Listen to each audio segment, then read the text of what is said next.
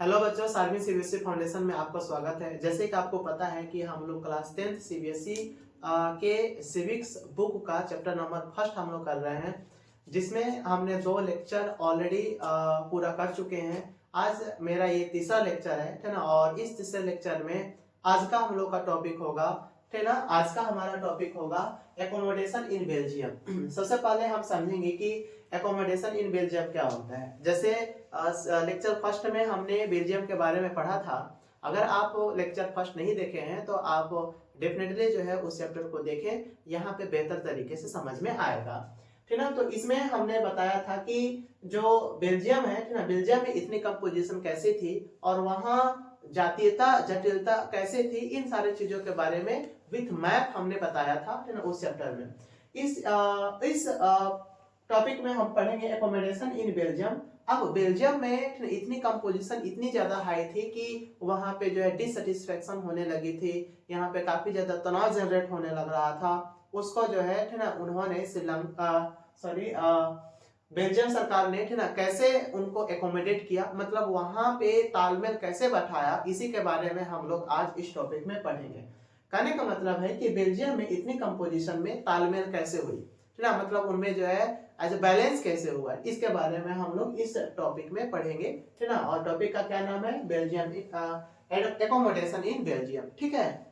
यहाँ तक तो क्लियर है आप लोगों को, समझ में तो आ गया होगा, ठीक ना। हम आगे आते हैं, ठीक। इसमें हम देखेंगे कि the Belgium leader took different path. इन्होंने बेल्जियम में एकोमोडेशन लाने के लिए, किन्होंने?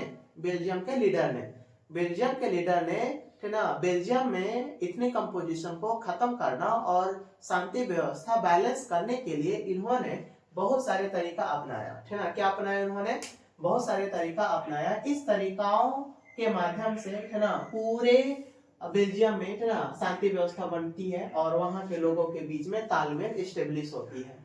फिर देखेंगे कि 1970 टू 1993 में, ठीक ना, इन्होंने बेल्जियम के कॉन्स्टिट्यूशन में 4 बार अमेंडमेंट किया। कितने बार अमेंडमेंट किया? अमेंडमेंट का मतलब होता है, ठीक ना, अमेंडमेंट का मतलब होता है संशोधन। उन्होंने 4 बार संशोधन किया और 4 बार संशोधन करने के दौरान उन्होंने अपने बेल्जियम के कॉन्स्टिट्यूशन में बहुत सारे बदलाव लिए, ठीक ना, जिसमें मेजोरिटी पार्टी जो है डोमिनेंस कर रही थी। अब मेजोरिटी पार्टी को हटाकर उस बेल्जियम में रहने वाले जितने भी लोग हैं, ठीक ना, उनको बराबरी का हिस्सा दिया गया।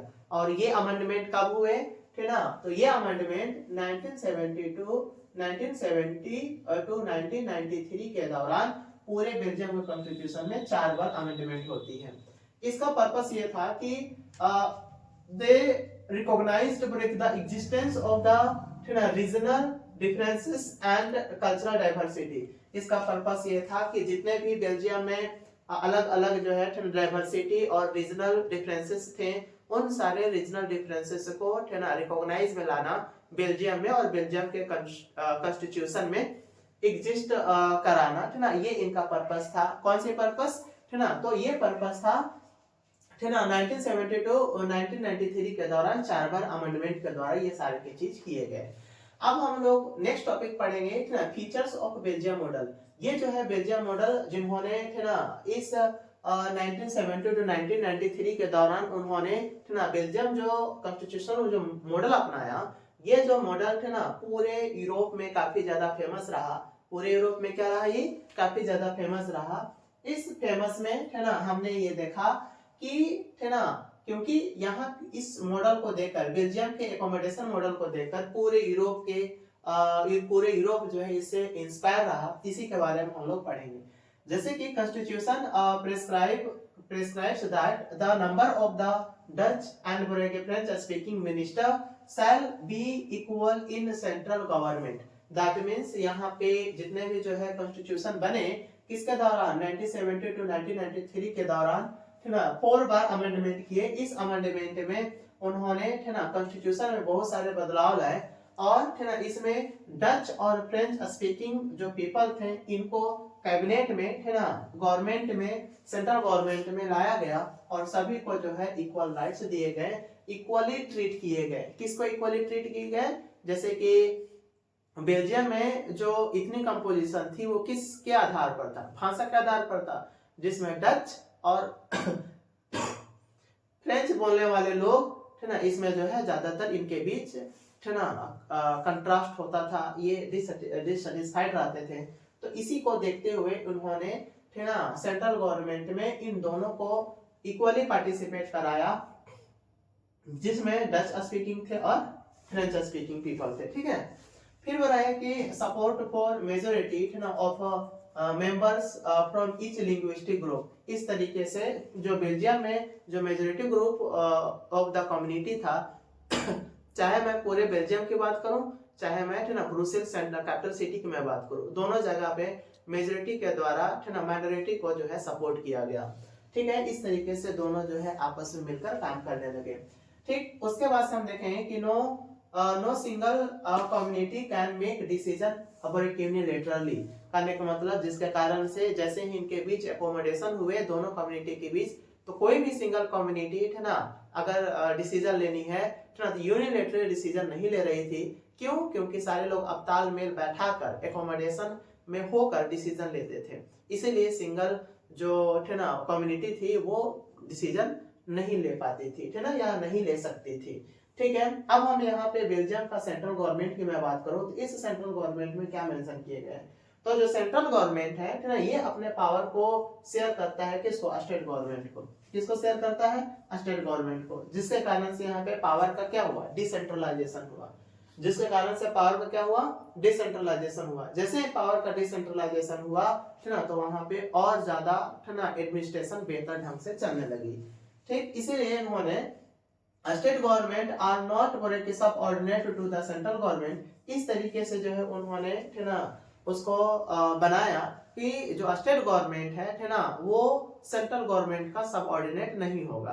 कहने का मतलब है कि सेंट्रल गवर्नमेंट के पास अपना है ना सैनिक है, उनका जो है मॉनेटरी फंड है, उनका जो है अपना लेजेसी है, लेकिन स्टेट गवर्नमेंट के पास भी है ना खुद का अपना मॉनेटरी फंड है, उनके पास खुद का सैनिक है, उनके पास खुद का जो है एडमिनिस्ट्रेशन है। तो ये सारे के सारे चीजें है ना अब सेपरेट हो गया, लेकिन फिर भी यहाँ सेंट्रल गवर्नमेंट ने अपना कुछ पावर है ना किसको दिया है, स्टेट गवर्नमेंट को दिया है, ठीक है। फिर बोला कि ब्रुसेल हैज बोले कि separate government in which both the communities have equal representation. अब हम यहाँ पे सेंट्रल गवर्नमेंट की बात करो तो सेंट्रल गवर्नमेंट ने है ना अपनी पावर को स्टेट गवर्नमेंट को दिया, फिर भी सेंटर पे है ना यहाँ पे दोनों कम्युनिटीज को इक्वल रिप्रेजेंटेशन दिया। कहने का मतलब है कि है ना जितना रिप्रेजेंटेटिव डच स्पीकिंग पीपल थे उतना ही है ना नंबर ऑफ द रिप्रेजेंटेटिव जो है ना फ्रेंच स्पीकिंग पीपल को उन्होंने रखा,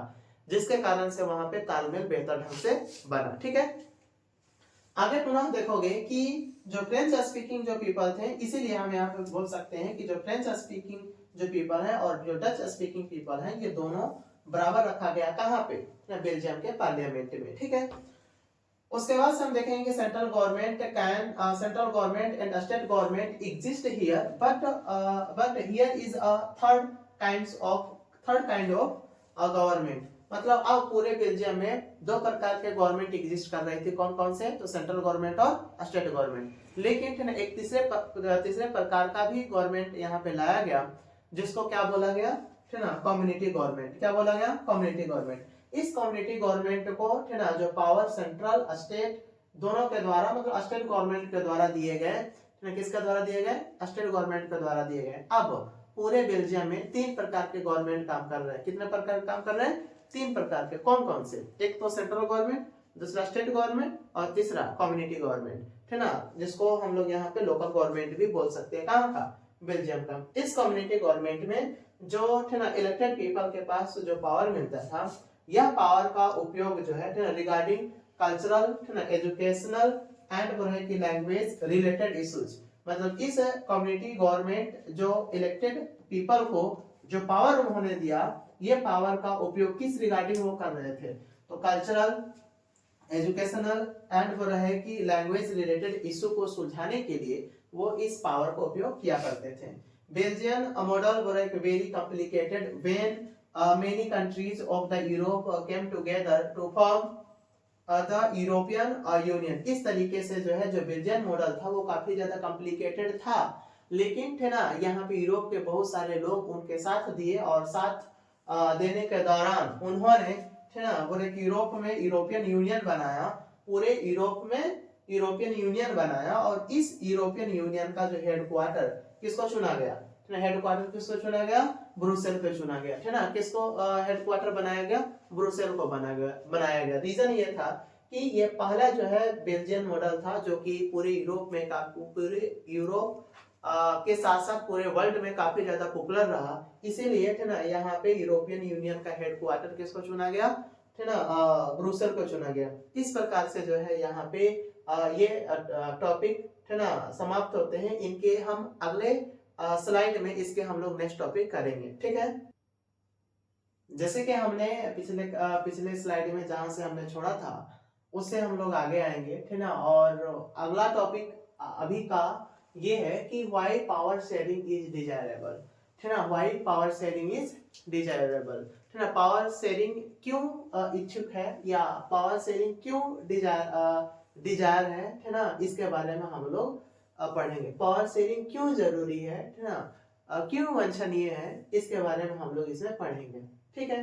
तो इस पावर शेयरिंग के बारे में जब हम पढ़ेंगे तो इसका जो सब टॉपिक होगा आर्गुमेंट ऑफ पावर शेयरिंग, है ना। पावर शेयरिंग का आर्गुमेंट क्या है, तर्क क्या है, विचार क्या है, इसके बारे में हम लोग इसमें पढ़ेंगे, ठीक है।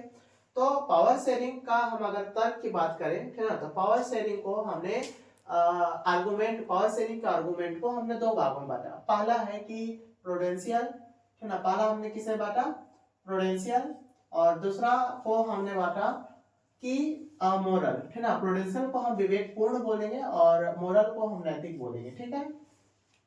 हम इन दोनों को, है ना, दोनों को एक एक करके पढ़ेंगे कि प्रूडेंशियल जो पावर शेयरिंग होती है वो क्या कहता है, और जो मोरल जो है ना पावर शेयरिंग होता है इनका क्या विचारधारा है, एक एक करके पढ़ेंगे। तो सबसे पहले हम यहाँ देखेंगे कि पावर शेयरिंग इसका है, ये है ना, किसका, प्रूडेंशियल पावर शेयरिंग का।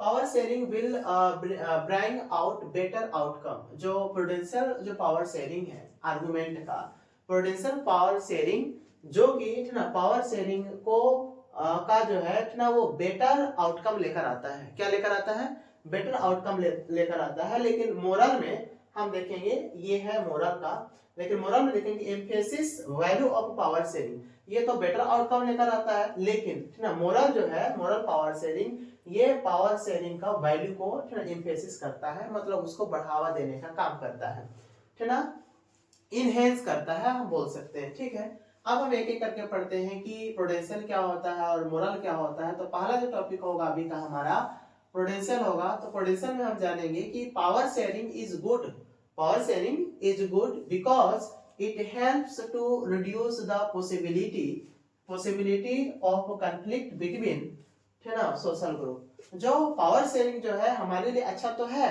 लेकिन ये पावर शेयरिंग है ना मदद करता है क्या करने के लिए, रिड्यूस करने के लिए, किसका, है ना, जो सोसाइटी में हो, सोशल ग्रुप में हो रही कंफ्लिक्ट को, है ना, कम करने की, है ना। मतलब जो प्रूडेंशियल जो पावर शेयरिंग है इनका मेन जो वर्क है, मेन जो पर्पस है ना, दो सोशल ग्रुप में हो रही कंफ्लिक्ट को रिड्यूस करने की पॉसिबिलिटी को बढ़ाना, इसका काम है, किसका, प्रूडेंशियल सोशल पावर शेयरिंग का, प्रूडेंशियल पावर शेयरिंग का, ठीक है।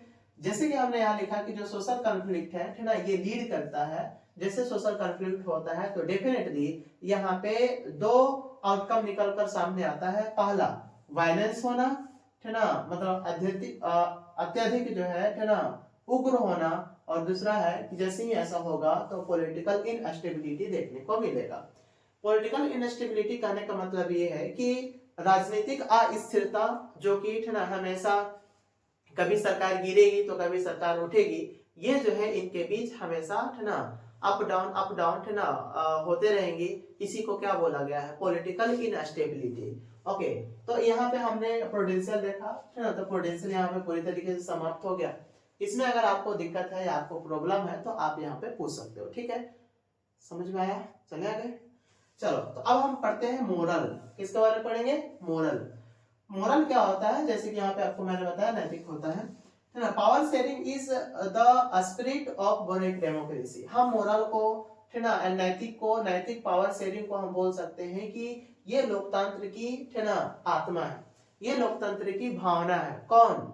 है ना, moral power sharing. Moral power sharing क्या है? लोकतंत्र की भावना है, डेमोक्रेसी का इमोशन है, हम बोल सकते हैं। क्यों?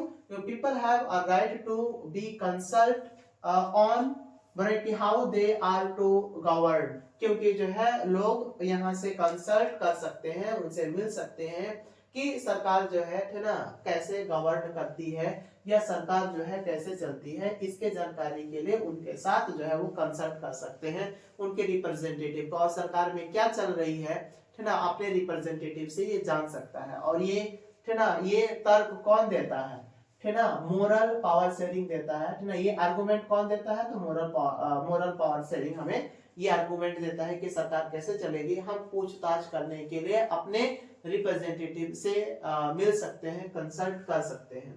ठीक है, तो यहाँ पे है ना मोरल पावर शेयरिंग खत्म होता है। तो अब हम नेक्स्ट जो है ना जो लेक्चर होगी वो लेक्चर नंबर 4 होगा, है ना, जो कि जो टॉपिक का नाम होगा है ना फॉर्म ऑफ पावर शेयरिंग, जो कि नेक्स्ट लेक्चर में आएगा और है ना वो लेक्चर नंबर 4 होगा। तो इस तरीके से है ना, इस तरीके से हमने पूरे इस टॉपिक को है ना पिछले स्लाइड वाला और इस स्लाइड वाले दोनों टॉपिक को बेहतर ढंग से पढ़ा, है ना। तो आपको अगर है ना जाते जाते आप अगर इस चैनल में नए हैं तो आप है ना इस चैनल को जरूर से सब्सक्राइब करें, लाइक करें, शेयर करें और अपने है ना दोस्तों को भी भेजें, ताकि जो है आपके साथ साथ है ना उनका भी बेहतर रिजल्ट आए और है ना उनके भी नंबर बूस्ट अप हो पाए। ठीक है, धन्यवाद, जय हिंद।